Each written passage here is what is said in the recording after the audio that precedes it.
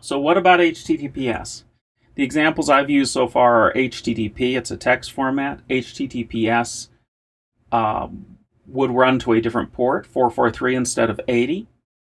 But you can use other ports for all of these things. That's especially useful when testing, but there's no guarantee that, you're not running HTTPS for some application on port 8000, for example. And HTTPS sits on top of a thing called a Transport Layer Security, or TLS. The current version is, I believe, 1.3, with the older versions like 1.0 and 1.1 being deprecated because they have known security flaws. Transport layer security can run on all sorts of different kinds of encryption, and it takes some skill to configure it to get the right encryption so that it actually works.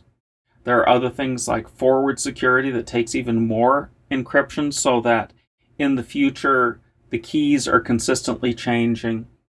So it's a difficult thing to configure, but you can set up a configuration and you can get the configuration right and use it.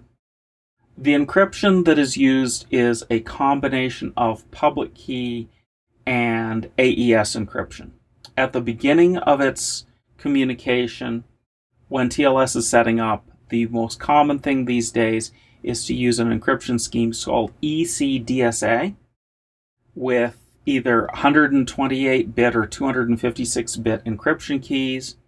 This encryption is used at the beginning to set up a common key that each side has, and then generally speaking it uses a different encryption like after that to actually send back and forth data.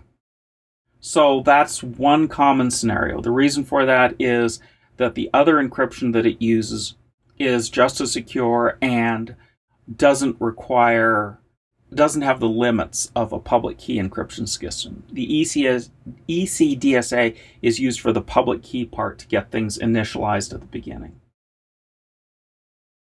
Along the way, HTTPS uses a table of known good public keys on your system.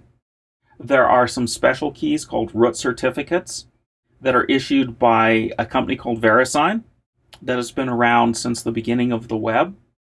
And it has a certificate cache that it keeps these in. So VeriSign gets a request from somebody like Google or Amazon Web Services that says they want to be able to issue domain names. And those companies get a certificate that says that yes, they can sign from VeriSign.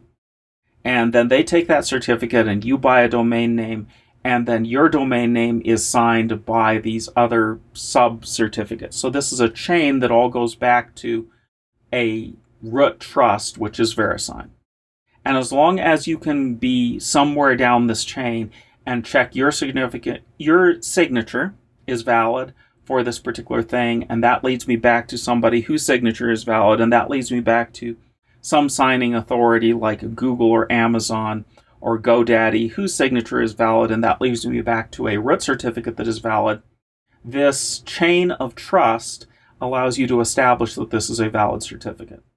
But all of these things are cached on your local computer, and you can actually change things on your computer, which means that if you break security on your computer, either unintentionally or intentionally, somebody else can write into, or you can write into this cache and change things. So this can be both useful and horrible, like most things. For instance, when I'm testing pages, I might want to be able to use HTTPS to test some web application and make certain it works.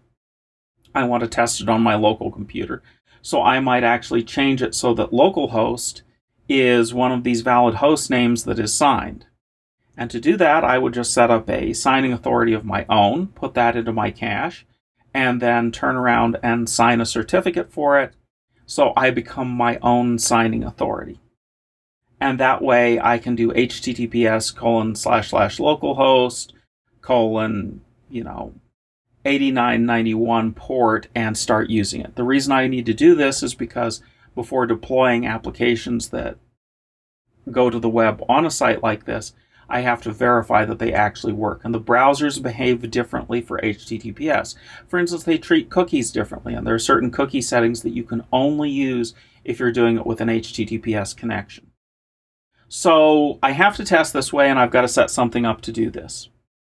Now, of course, if you can do that and spoof your own site, then somebody else that's malicious can do this and spoof your bank. So protecting your certificate cache and making certain that it's actually valid and doesn't have other entries in it is really important to your security. And something like being able to spoof it the way that I do for testing means that it can be changed. It's not somehow fixed for all time. It's local to your computer.